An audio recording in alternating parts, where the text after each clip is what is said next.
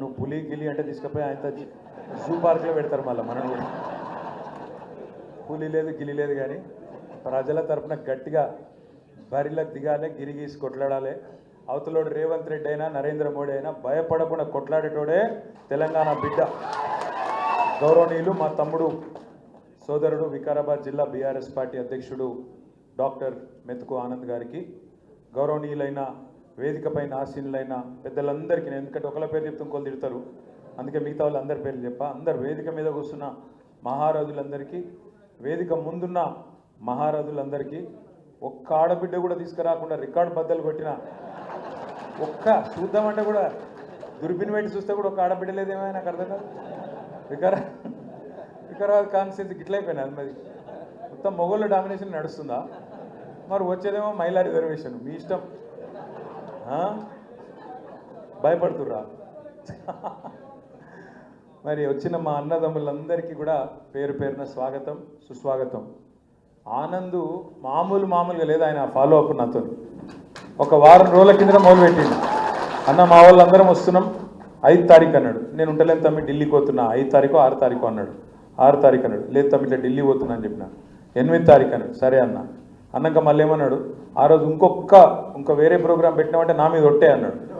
అరే నువ్వు నా మీద ఒట్టి నీ మీద ఒట్టి పెట్టకపోయి ఇట్లా అంటే, ఎందుకంటే భవన్కి వచ్చినాక పార్టీ ఆఫీస్కి వచ్చినాక నీ చేతులు ఉంటుందా నా చేతులు ఉంటుందా? ఆడ బయట ఇప్పుడు కాగజ్ నగర్ వాళ్ళు వచ్చిర్రు, జైరాబాద్ వాళ్ళు వచ్చిర్రు, నా చేతిలో ఉండదు ఆనంద్ ఏమనుకోకని చెప్పిన. కొద్దిగా ఆలస్యమైంది, దయచేసి మీరు అందరూ కూడా మన్నించాలని కోరుతూ, మరి ఇప్పుడే ఇక్కడికి వస్తుంటే పత్రికా మిత్రులు చెప్తున్నారు ఢిల్లీ ఎలక్షన్ ఫలితాలు వచ్చినాయట. చూసిరా మీరంతా? సక్సెస్ఫుల్గా మన ఐరన్ లెగ్ ముఖ్యమంత్రి వేయండు. కాంగ్రెస్ పార్టీకి ఎంత వచ్చింది? ఎంత? నిన్నమ్మన్నటి దాకా మనం బాగా అన్నాడు కదా 0-0 అని. ఇప్పుడు ఆయనకు కూడా వచ్చింది గాడిది గుడ్డు 0. మనోడు పోయి మొత్తానికి మహారాష్ట్రలో కూడా కొట్టిండు. ఆడ ఇంకా కొన్ని వచ్చినట్టున్నాయి. ఇక ఢిల్లీకి పోతే మాత్రం నాశనం అయిపోయింది. ఇప్పుడు అడుగు నాశనం అయింది, ఆడ ఖతమే అయిపోయింది. ఇప్పుడు 0. కానీ ఒక్కటి మాత్రం రాహుల్ గాంధీకి మనందరం మంచిగా సపోర్ట్లు కొట్టి అభినందనలు చెప్పాలి. రాహుల్ గాంధీ అంటే ఏం చేస్తుందంటే దేశంలో యాడాడ నిలబడుతుందో కాంగ్రెస్ పార్టీ అలాగే ఎక్కడెక్కడైతే నిలబడుతుందో వేరుగా అక్కడ బీజేపీని మాత్రం గెలిపించి వస్తున్నాడు. పక్క అక్కడ అందరూ నొడగొట్టి బీజేపీని గెలిపించి వస్తాడు. ఇవాళ ఈ దేశంలో నిజంగా చెప్పాలంటే నరేంద్ర మోడీకి బీజేపీకి అతిపెద్ద కార్యకర్త ఎవడన్నా ఉన్నాడా అంటే రాహుల్ గాంధీ, రేవంత్ రెడ్డి. బడే బాయ్ చోటే బాయ్. మీకు అందరికీ మన తెలంగాణలో కూడా సిల్కర్ చెప్పినట్టు చెప్పిండు కేసీఆర్ సార్. ఏం చెప్పిండు ఎలక్షన్లకు ముందు? అరే కాంగ్రెస్కు దబ్బన ఓటేస్తే తప్పిదారి, రైతు బంధు రామ్ అవుతుందని చెప్పిండా? అయ్యిందా? ఇప్పుడు మళ్ళీ ఎక్కడోళ్ళు అక్కడ రైతులు మైకు పెడితే ఎట్లా తిడుతుర్రు? అమ్మతో చెప్తున్న కిసోటి తిట్లుంటాయని కూడా తెలియదు నాకు. అరే ఏం తిట్లా? నేను తాత తిడుతుండే 4.5 నిమిషాలు ఉంది ఆ వీడియో. ఒక 4.5 నిమిషాలలో ఒక 400-500 తిట్లు తిట్టిండు. ఇంకోడు రేషం ఉన్నోడైతే కానీ బాయిలో నీళ్ళు పోసుకొని దుంకి చచ్చిపోతుండే. రేవంత్ రెడ్డి కాబట్టి నడిచిపోతుంది, కానీ రేషం లేదు మనం లేదు ఆయనకు. నిజంగా ఆయన చూస్తుండో లేదో రేవంత్ రెడ్డి గారు దయచేసి చూడకు, చూస్తే తట్టుకోలేవు. ప్రజలు సంవత్సరం లోపలనే గుర్తించారు. వికారాబాద్లో మీరు ఇవాళ ఏ ఊరికన్నా ఓటు, ఏ ఊరికన్నా మీ ఇష్టం.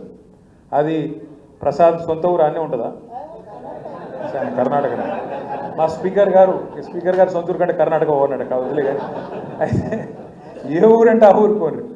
ఏ ఊళ్ళకి పోయి మీరు గొట్టం పెట్టినా, ఏ ఊళ్ళో పోయి ఏ మనిషి ముంగట గొట్టం పెట్టినా ఆ తిట్టుడు, ఆ లొల్లి.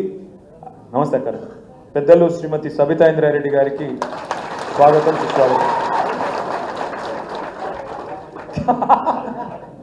ఒక్క ఆడబిడ్డ కూడా లేదండి ఇప్పుడు నేను వచ్చేసిన అంటుంది అక్క.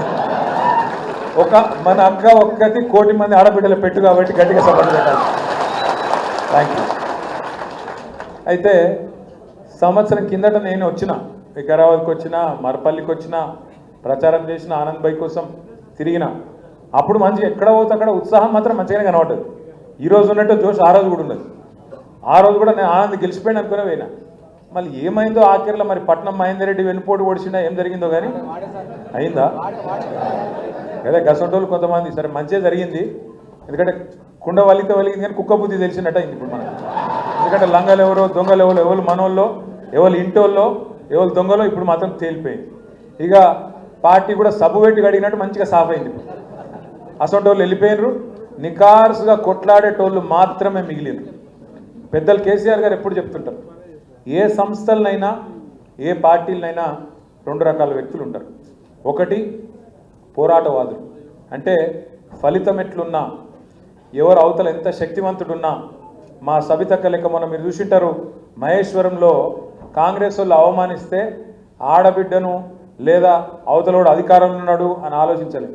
కింద అక్కడనే కూర్చున్నది అంటే మొత్తం రాష్ట్రం అంతా అగ్గిపెట్టి మొత్తం రేవంత్ రెడ్డికి చుక్కలు చూపెట్టింది. ఆ రోజు అసెంబ్లీలో రేవంత్ రెడ్డి అవమానిస్తే మా అక్క సబితక్క, తర్వాత సునీత లక్ష్మారెడ్డి గారు, కోవ లక్ష్మక్క ముగ్గురు మమ్మల్నేమో ఎత్తవతల వాడేసారు, సస్పెండ్ చేశారు. ముగ్గురు ఆడబిడ్డలు అక్కడనే 4.5 గంటల పాటు నిలబడ్డారు. మైక్ కావాలని చెప్పి సీటు ముంగట నిలబడ్డారు. మీ స్పీకర్ గారు ఇయ్యలే, మీ వికారాబాద్ ఎమ్మెల్యే స్పీకరు ఆయన మైక్ ఇయ్యాడు. రేవంత్ రెడ్డి ఇషారా మీకెళ్ళి నడుస్తాడు. బయటనేమో పెద్ద పెద్ద పోజులు కొడతాడు రేవంత్ రెడ్డి. మాది ప్రజాపాలన, మేము స్వేచ్ఛనిస్తున్నాం, మేము ఇది ఇస్తున్నాం అది ఇస్తున్నాం, గంటలు మాట్లాడుర్రి అంటాడు. ఆడ నిమిషం మైక్ అని గడగడ వణికిపోతున్నాడు. ఎందుకు? ఎవ్వలకు మన టీఆర్ఎస్ వాళ్ళకు మైక్ ఇచ్చిన ఫుట్బాల్ ఆడుతున్నారు అసెంబ్లీలో. అందుకే భయపడి ఒక్క ప్రశ్నకు సమాధానం చెప్పే తెలివిలేదు. ఒక్క ప్రశ్నకు సమాధానం చెప్పే తెలివిలేదు. వీళ్ళే కదా చెప్పింది, మనం ఏమైనా అడిగినామా? ఏమన్నారు ఆ రోజు రేవంత్ రెడ్డి గారు రుణమాఫీ విషయంలో? ఎంబడే ఊరుకుండ్రి బ్యాంకుకు. డిసెంబర్ 9 లోపల ఎప్పుడన్నా పోయి 2 లక్షలు తెచ్చుకోండి, నేను వస్తూనే ఉండి సంతకం పెడతానే ఉంటా అన్నాడు. అయిందా మరి? ఏ ఊళ్ళోనైనా చారణ అయిందా రుణమాఫీ? అందుకే రేవంత్ రెడ్డి గారిని అడిగినాం అసెంబ్లీలో, మైకు దొరికింది. దొరికితే అడిగినా, ఏ ఊరు పోదామా చెప్పు, నీ కొండారెడ్డిపల్లె పోదామా, నీ సొంతూరు, లేదా కొడంగల్ పోదామా, యాడికి పోదామో చెప్పు, నువ్వే చెప్పు. దబ్బనగిన ఎక్కడైనా ఏదైనా ఒక ఊళ్ళే రైతులు రాసిస్తే 100% రుణమాఫీ అయిందని ఏ ఒక్క ఊళ్ళే రాసిచ్చిన రాష్ట్రంలో రాజకీయ సన్యాసం చేస్తా అని చెప్పిన ఇయ్యాల కూడా కట్టుబడి ఎక్కడ కాలే రుణమాఫీ. 100% రుణమాఫీ అనేది పచ్చి బోగస్. 25% కూడా కాలే. ఇది నేను ఉత్తగానే అమాంతం తగదని చెప్తలేను. ఇదే రేవంత్ రెడ్డి ప్రభుత్వం డిసెంబర్ 2023లో రాగానే బ్యాంకులతో మీటింగ్ పెట్టారు. మీటింగ్ పెడితే బ్యాంకు వాళ్ళు ఏం చెప్పారు? మొత్తం రాష్ట్రంలో 2 లక్షలు రుణమాఫీ చేయాలంటే 49,500 కోట్ల రూపాయలు అవసరం అని చెప్పారు. 49,500 కోట్లు అంటే దగ్గర 50,000 కోట్లు కావాలి అని చెప్పారు. తెల్లారి ముఖ్యమంత్రి గారు ఎక్కడో ప్రెస్ మాట్లాడింది. ఏమున్నదా 40,000 కోట్లు, మేము ఒక్క సంవత్సరం కడుపు కట్టుకుంటే 40,000 కోట్లు కట్టిపారేస్తా అన్నాడు. నేను చూస్తూ ఉంటే ఆ ప్రెస్ మీట్ 9,500 కోట్లు తెల్లారి వరకే మాయమైపోయినాయి. 49,500 కోట్లకెళ్ళి తెల్లారే ముఖ్యమంత్రి నోటి కాడికి వచ్చే వరకు 9,500 కోట్లు ఎగిరిపోయినాయి. సరే, అయినప్పటికీ కడుపు కట్టుకుంటా అన్నాడు, చేస్తాడేమో, 40,000 కోట్లు కడతాడేమో అనుకున్నాం. మళ్ళా చూస్తే ఇంకో 15 రోజులకు క్యాబినెట్ పెట్టింది. క్యాబినెట్లో రుణమాఫీ అని చెప్పారు. ఇది పార్లమెంట్ ఎలక్షన్ కోసం 31,000 కోట్లు అన్నారు. పూరి 40,000 కోట్లు 31,000 కోట్లు ఎట్లయిందిరా అంటే చెప్పేటోడు లేడు. 9,000 కోట్లు ఇంకోటి కట్టు. ఆడికెళ్ళి మళ్ళీ వెంటనే అసెంబ్లీలో బడ్జెట్ పెట్టింది. 31,000 కోట్లు పోయింది. క్యాబినెట్ నుంచి అసెంబ్లీకి వచ్చే వరకు 5,000 కోట్లు మాయమైంది. 26,000 కోట్లు అన్నారు, అది కూడా పోయింది. ఆడికెళ్ళి మొన్న ముఖ్యమంత్రి గారు మహబూబ్ నగర్లో పెద్ద మీటింగ్ పెట్టి లొల్లి పెట్టుకుంటే చెప్తుండు, నేను మొత్తం రుణమాఫీ చేసేసిన 18,000 కోట్లు ఇచ్చిన అని అక్కడ చెప్పిండు. అంటే ఆడికెళ్ళికి మళ్ళీ 8,000 కోట్లు వీకింది. బట్టి విక్రమార్క గారు పాపం ఆయన అమాయకుడు, ఆయనతో నిజం చెప్పిండు. ఒక్కడ మాట్లాడుకుంటా ఇప్పటి వరకు ఖాతాలలో 11,000 కోట్లు కూడా పడలేదు అని ఆయన చెప్పిండు. ఎక్కడ 49,500, ఎక్కడ 11,000. అందుకే నేను అంటున్నా, చారాన కూడా కాలే, ఇది వాస్తవం. అందుకే ఏ ఊళ్ళో పోయి రైతుల కాడ గొట్టం పెట్టగానే ఏమంటారు, రమ్మన్ రేవంత్ రెడ్డి మేము చూస్తాం, ఇక్కడ రమ్మన్ ఒకసారి అంటారు. నిజంగా చెప్తున్నా రేవంత్ రెడ్డి గారు, నీ ఆరోగ్యం మీద ఫికర్తో చెప్తున్నా, పొరపాటున కూడా సెక్యూరిటీ లేకుండా ఊళ్ళకు పోతే మాత్రం రైతులకు దొరికితే అది లగచర్ల కాదు, రోడ్డు బండ తాండ కాదు, ఎక్కడ పోయినా రోడ్లేసి దంచినట్టు దంచి ఉరికించుకొట్టేటట్టున్నారు. రేవంత్ రెడ్డి ఇంకోలా చూస్తేట్లు లేరు. రైతులు ఇలా కాంగ్రెస్ వాళ్ళు ఓట్లు అడిగేందుకు వస్తే దంచి కొట్టడానికి సిద్ధంగా ఉన్నారు. దయచేసి కాకపోతే నేను మిమ్మల్ని కోరేది ఒకటే, ఇలా మనం చూస్తున్నాం ప్రజలు కోపంగా ఉన్నారు, వాస్తవం. రుణమాఫీ కాలే. కేసీఆర్ గారు చెప్పినారు, రైతు బంధుకు రామ్ అవుతుంది కాంగ్రెస్ వస్తే అని చెప్పిండు. చెప్పినట్టే కేవలం ఎలక్షన్లు ఉన్నప్పుడు పార్లమెంట్ ముందు, అది కూడా మనం ఎన్నికల ముందు దాచిపెట్టిపోయిన పైసలు వేసినట్టు చేసిండు. పెంచుతా అన్నాడు. కేసీఆర్ 10,000 ఇస్తా, నేను 15,000 ఇస్తా అన్నారు కిండు.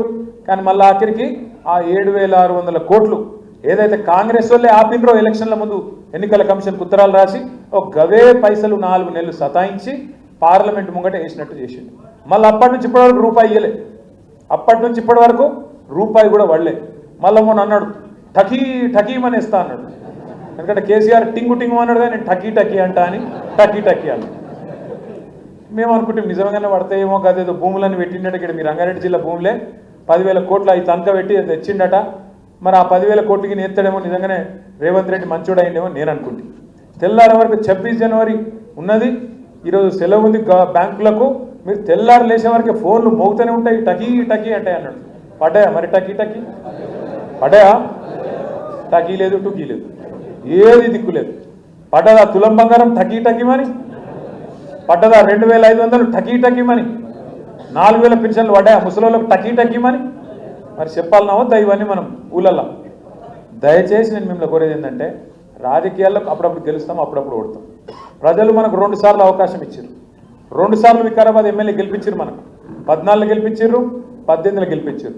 మీ వాళ్ళు ఇమాందారులే, వికారాబాద్ వాళ్ళు ప్రజలు మంచోళ్ళు, ఇమాందారులు గెలిపించారు. మనమే చిన్న చిన్న పొరపాట్లు చేసుకున్నాం, ఏ మాటకు ఆ మాట మాట్లాడుకోవాలి.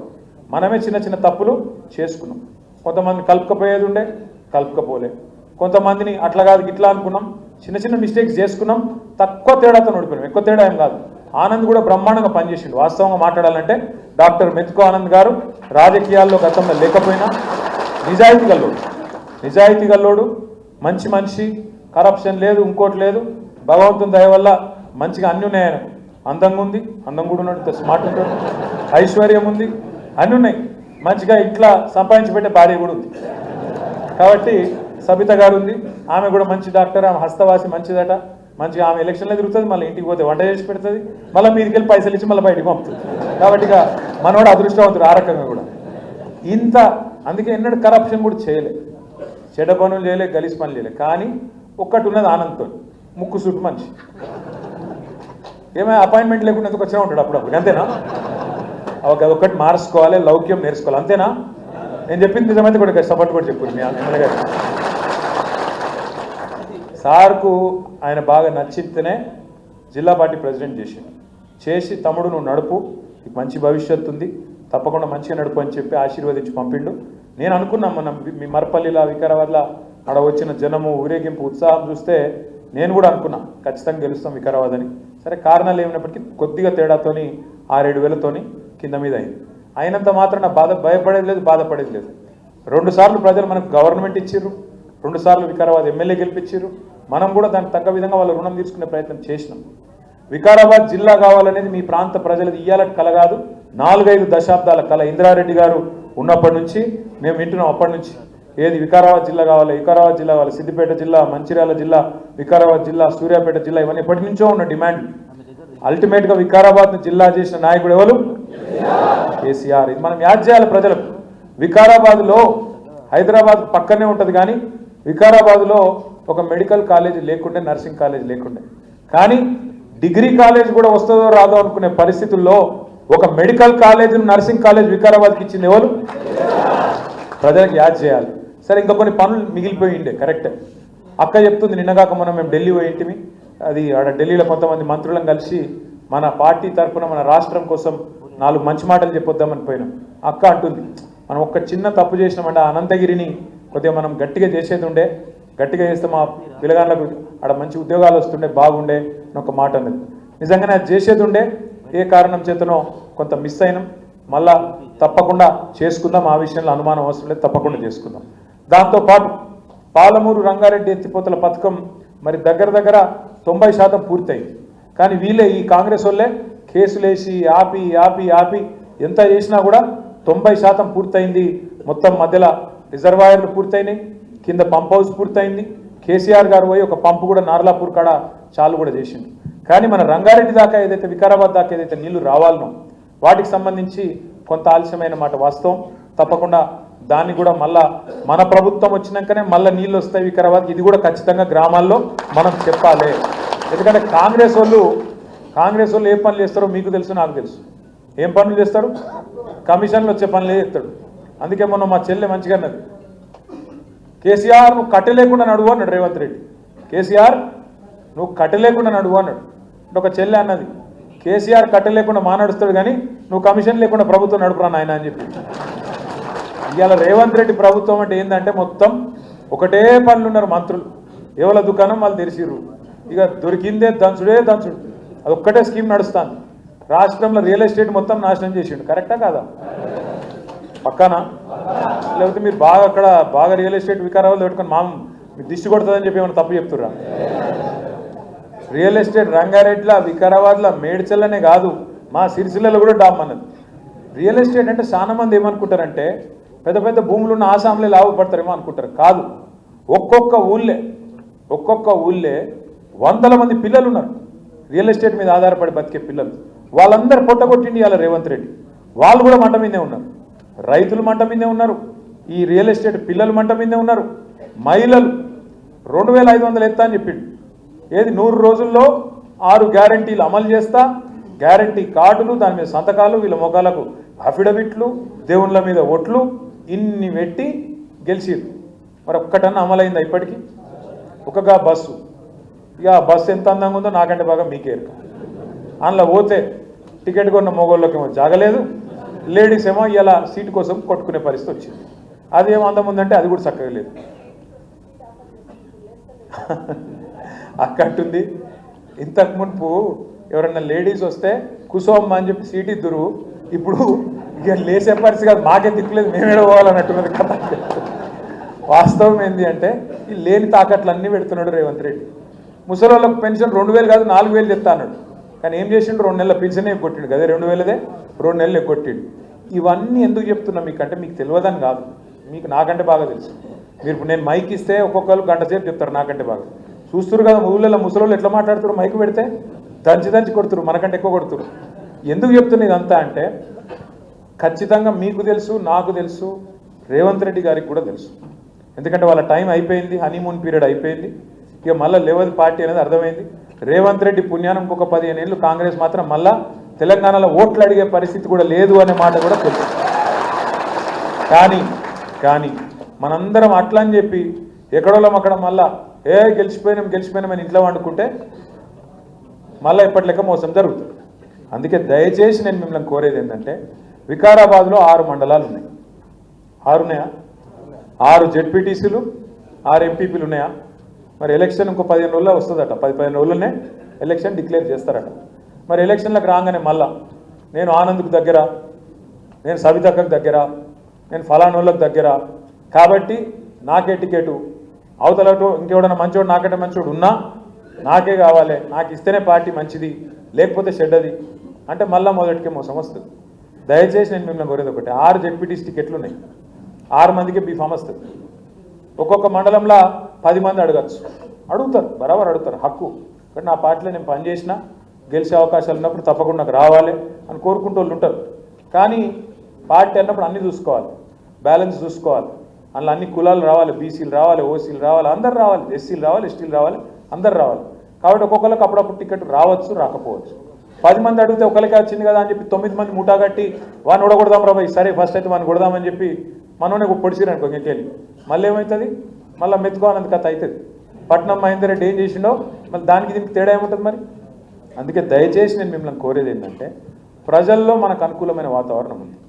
కేసీఆర్ గారు తిరిగి ముఖ్యమంత్రి కావాలి అనే కాంక్ష ప్రజల్లో బలంగా ఉన్నది. కాంగ్రెస్ వాళ్ళు ఎక్కడ దొరికితే అక్కడ గుద్దుదామన్నంత కోపం ఉన్నది, బీజేపీ మీద కూడా అంతే స్థాయిలో కోపం ఉన్నది. కానీ మనం ఐకమత్యంగా పనిచేయకపోతే మళ్ళీ మనం టికెట్ ఒకరు తీసుకొని ఇంకోళ్ళు వెనకకెళ్ళి ఇంకో దిక్కు చేసి అటు పోయి ఇటు పోయి ఇచ్చకపోతే మనది మనమే ఐకమత్యం లేకపోతే మళ్ళీ నష్టపోతాం. దయచేసి దండం పెట్టి చెప్తున్నా, ప్రతిపక్షంలో ఐక్యత ఇంకా ముఖ్యం. అధికార పక్షంలో ఉన్నప్పుడు ముఖ్యమే, కానీ అధికార పక్షంలో ఉన్నప్పుడు కొంత నడుస్తుంది. ఎందుకంటే అధికారం ఉంది కాబట్టి నీకు దోస్త్ అయినోడు కానోడు ఇద్దరు కలిసినట్టు నటిస్తారు. కానీ ప్రతిపక్షంలో ఇప్పుడు ఇంకెక్కువ ఐక్యత ప్రదర్శించాల్సిన అవసరం ఉన్నది, గట్టిగా కొట్లాడాల్సిన అవసరం ఉంది. ఆనంద్ కూడా నేను రిక్వెస్ట్ చేస్తున్నా, దయచేసి దూరమైన వాళ్ళని కూడా దగ్గర తీసుకో. ఎవరన్నా నీ మీద అలిగిన వాళ్ళు, ఎవరన్నా గులిగిన వాళ్ళు ఉంటే దగ్గర తీసుకో. పొరపాటున కూడా ఎవరైనా సరే, ఇప్పుడు ఈ పార్టీలో ఇప్పుడు నేను సిరిసిల్ల ఎమ్మెల్యే, సిరిసిల్లలో నేనంటే ఇష్టం లేని వాళ్ళు ఉండొచ్చు మన పార్టీలో, కానీ కేసీఆర్ మీద ప్రేమ ఉన్న వాళ్ళు ఉంటారు. కేసీఆర్ గారి మీద, తెలంగాణ మీద ప్రేమ ఉన్నాడు, నా రాష్ట్రం బాగుండాలంటే ఉంటారు. మధ్యలో ఎప్పుడో నేను వాళ్ళ ఇంట్లో లగ్గానికి పోకపోవచ్చు, దాంతో కోపం ఉండొచ్చు. నేను ఫలానా రోజు ఉద్యోగం అడిగి నా కొడుకు ఉద్యోగం పెట్టేయాలి ఎమ్మెల్యే గారు అని కోపం ఉండొచ్చు. నేను ఫలానా రోజు నేను సీటు విషయంలో డిస్కౌంట్ అడిగినా ఇప్పియలే, ఒక ఫోన్ చేస్తే అయిపోతుండే అనే కోపం ఉండొచ్చు. అట్లా రాంగా ఎమ్మెల్యే సాబ్ ఇట్లా ఫోన్ చూసుకుంటూ పోతుండు, ఇట్లా చేయి ఉప్పంటే ఉప్పలేదు, కోపం ఉండొచ్చు. 10 సార్లు ఫోన్ చేస్తే ఎత్తచ్చు, 11వ సారి ఎత్తకపోతే కోపం రావచ్చు. చెప్పలేము. ఇగో కోపాలు అందరం మనుషులమే కదా, మాతో కూడా చిన్న చిన్న పొరపాట్లు అవుతాయి. దయచేసి దండం పెట్టి చెప్పేది ఏంటంటే, మీకు చిన్న చిన్న కోపాలు తాపాలు ఉంటే ఆనందం మీద కూడా తీసేయండి, మనసులోకి వెళ్ళి తీసేయండి. ఇక ఈ వర్గ పోర్లు అనవసర పంచాయతీలు వద్దు. పార్టీ ఇవాళ ప్రతిపక్షంలో ఉంది, కానీ ప్రజల గుండె నిండా ఉంది. పోయింది అధికారం మాత్రమే, అభిమానం కాదు. ముమ్మాటికి ఇవాళ ప్రజలు మనతో ఉన్నారు, అన్న తేడా లేదు. మేము తిరుగుతున్నాం. మన పరిగిలో ఒక చిన్న తాండా, దాస్యనాయక్ తాండా, చిన్న తాండా. నాకు తెలిసి మొత్తం జనాభా కూడా 500-600 ఉండరు, ఓట్లు 300-400 ఉంటాయేమో. అంబేద్కర్ బొమ్మ పెట్టిర్రు, మమ్మల్ని పిలిచిర్రు. పోయి మేము దండం పెట్టుకొని విగ్రహావిష్కరణ చేసి నేను, సవితక్క, ఇగో ఆనంద్ భాయ్ అందరం పోయినాం, మహేష్ రెడ్డి అన్న అందరం పోయినాం. ప్రామిస్ చెప్తున్నా, చిన్న తాండల 5-6 వేల మంది జమ అయింది. వీడికి వెళ్ళాడికి ఊరేగింపు హంగామా. అది ఎలక్షన్ ప్రచారంలో ఇక్కడ ఉండే. నాకైతే నేను పరిశాన్ అండి, ఏంది ఇదంతా అంటే, మరి గట్లున్నది, ఇవాళ ఏం చేయమంటావు? కాంగ్రెస్ మీద కోపం గంతున్నది, మన మీద ప్రేమ గంతుంది. అయ్యో పొరపాటు అయిపోయింది, పోతే మా ఎమ్మెల్యే పోతారు అనుకున్నాం, కానీ కేసీఆర్ పోతారు అనుకోలేదు. అంతేనా? బాబా ఏమున్నారా, దీనికి కూడా సపోర్ట్ కొట్టినట్టు నాకు అర్థమైంది.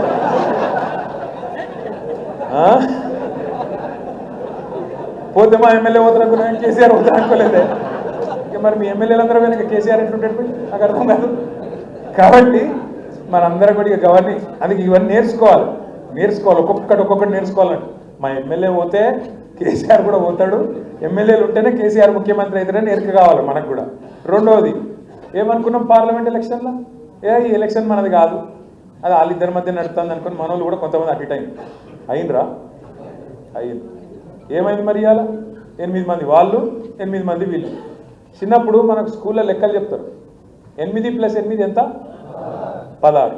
కానీ ఇలా తెలంగాణలో 8 మంది కాంగ్రెస్ ఎంపీలు ఉన్నారు, 8 మంది బీజేపీ ఎంపీలు ఉన్నారు. తెలంగాణకు తెచ్చింది ఎంత?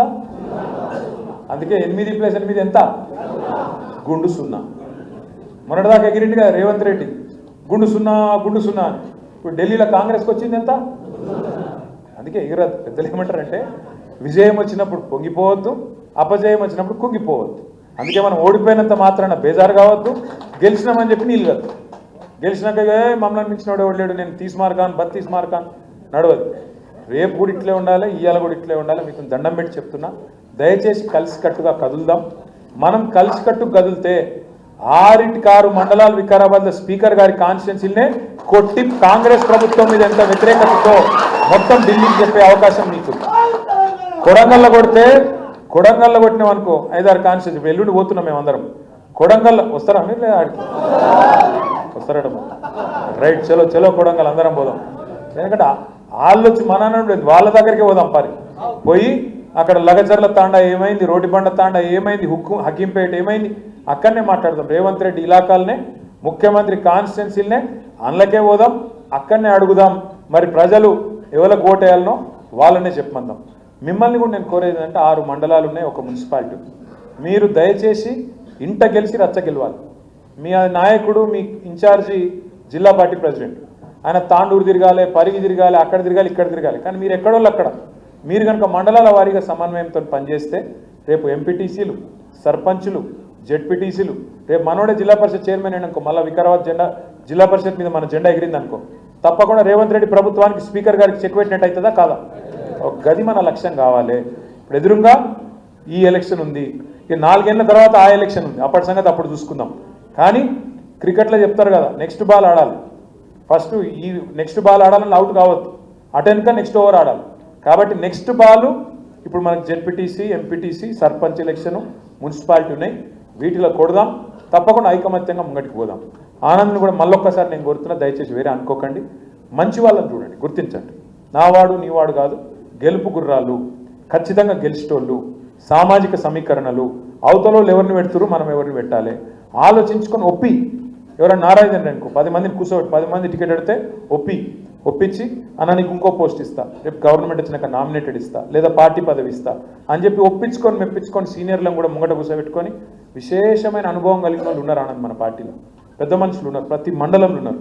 30 ఏళ్ళకించి 40 ఏళ్ళకించి రాజకీయం చేస్తున్న వాళ్ళు ఉన్నారు. వాళ్ళని కూర్చోబెట్టుకో, వాళ్ళ సలహా తీసుకో. మనకే అన్ని తెలుసు అనుకుంటే కాదు. నాకు కూడా అన్ని తెలియదు, నీకు కూడా తెలియదు, అక్కకు కూడా తెలియదు, ఎవరికి తెలియదు. ఎందుకంటే ఒక్కొక్క ఊళ్ళో ఒక్కొక్క పరిస్థితి ఉంటుంది, ఒక్కో మండలంలో పరిస్థితి అలాగ ఉంటుంది. అక్కడ ఉండే పరిస్థితి మంచిగా కరెక్ట్గా మనం విలేకరులతో మాట్లాడు, డాక్టర్లు ఉంటే డాక్టర్లతో మాట్లాడు, ఇంకా న్యూట్రల్స్ ఉంటే న్యూట్రల్స్తో మాట్లాడు, తెలుసుకో ఏ క్యాండిడేట్ ఏంది ఏం సంగతి తెలుసుకొని మొత్తం విశ్లేషించుకున్నాకనే టికెట్ కన్ఫర్మ్ చేద్దాం తప్ప ఈసారి ఎటుపడతాడు కాదు. ఈసారి పార్టీ కూడా జోక్యం చేసుకుంటుంది. పూర్తిగా ఇడిచిపెట్టి అగాధం పట్టించుకున్నట్టు ఉండం. ఈసారి తప్పకుండా ప్రతిపక్షంలో ఉన్నాం కాబట్టి అవసరమైతే అబ్జర్వర్లను పంపి, ప్రత్యేకంగా అబ్జర్వర్లను పంపి కూడా విషయాలు తెలుసుకొని పార్టీ కూడా ఎక్కడైనా తప్పు జరిగితే పొరపాటు జరిగితే ముందే దిద్దుకునే ప్రయత్నం కూడా చేద్దాం. మళ్ళొక్కసారి మీకు ఏం చెప్తున్నాను నేను, దయచేసి అంటే ప్రభుత్వం మీద కోపం, కాంగ్రెస్ మీద కోపం బాగుంది, బీజేపీ మీద ప్రేమ అస్సలకే లేదు. ఉన్న ప్రేమ అంతా కేసీఆర్ మీద ఉంది. కేసీఆర్ తిరిగి రావాలనుంది. అక్కడక్కడ స్థానికంగా సమస్యలు ఉంటే సర్దుబాటు చేసుకుందాం, గట్టిగా కొడదాం. వికారాబాద్ జిల్లా పరిషత్ మీద, వికారాబాద్లోని జెడ్పీటీసీలు, వికారాబాద్ మండల పరిషత్ల మీద గులాబీ జెండా ఎగిరేద్దామని మళ్ళొక్కసారి మీ అందరికీ పేరు పేరున విజ్ఞప్తి చేసుకుంటూ, ఇంత పెద్ద ఎత్తున మరి ఒక్క ఆనంద్ గారు నాకు చెప్పింది ఏంటంటే ఒక 200-300 మంది వస్తారన్నాడు. ఇక్కడ చూస్తేనేమో మరి 700 మంది ఉన్నారు. మనం ఎట్లా ఫోటోలు దిగాలో నాకైతే అర్థమవుతలేదు. 1 గంట బాగా అవుతుంది. మరి బో తిన్నారా? నేను కూడా తినలే. గంత డిసిప్లిన్ ఉంటుందా తమ్మి? సరే చూద్దాం. నేను ఇగో ఒక పని చేద్దాం అన్న, తిండి లేకున్నా ఫోటో కావాలి. ఏం చేస్తావు ఫోటో? ఒక పని చేద్దాం. నేను ఇక ఈడైతే నువ్వు కూడా దొప్పుడు ఎక్కువ ఉంటుంది. ఈ పక్కన ఒక అర్రు ఉంది, ఇలా మొత్తం ఇంతజాం చేసి పెట్టి రెడీ పెడతాం. దయచేసి అందులో కూర్చుందాం. మండలం బై మండలికి మీ ఆనందాన్ని చెప్తాడు ఎట్లెట్లా అనేది. ఆడ కలుసుకుందాం, ఒక్కొక్కరు దిగుదాం. 3 గంటలు కాదు 4 గంటలైనా నేను ఇక్కడనే ఉంటాను, మీతో ఉంటాను. దయచేసి జై తెలంగాణ.